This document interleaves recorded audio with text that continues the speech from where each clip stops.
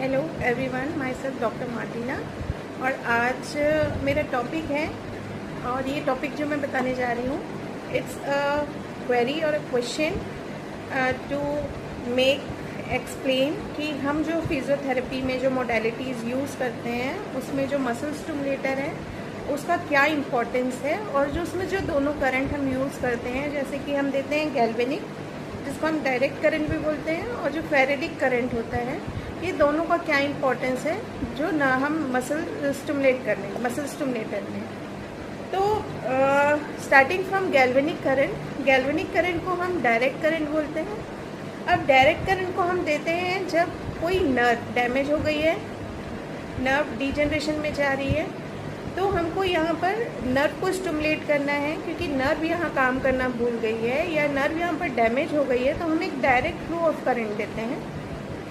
जैसे कि मान लीजिए कि लाइक फॉर एग्जांपल मैं बता रही हूँ, यहाँ तक सिग्नल आना है, मतलब कि ये हमारा टारगेट पॉइंट है, यानी ये मसल है और हमको यहाँ तक सिग्नल पहुँचाना है। बट सिग्नल किसके माध्यम से जाएगा? नर्व के माध्यम से जाएगा।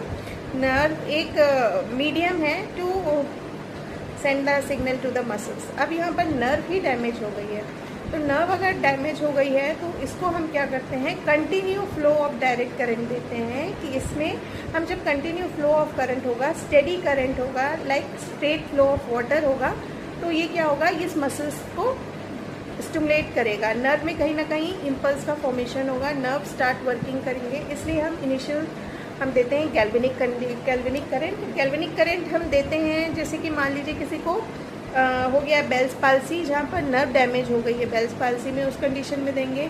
लॉन्ग स्टैंडिंग, किसी को पैरालिसिस है, कोई लंबे समय तक पैरालाइज्ड मसल्स है, उस कंडीशन में भी आप डायरेक्ट करंट दे सकते हैं। आयरन टू फोर्सेस, जहाँ पर आपको मेडिसिन को पुश करना है इनटू द स्किन, वहाँ पर भी आप दे सकते हैं, और वुंड हीलिंग के लिए दे सकते हैं।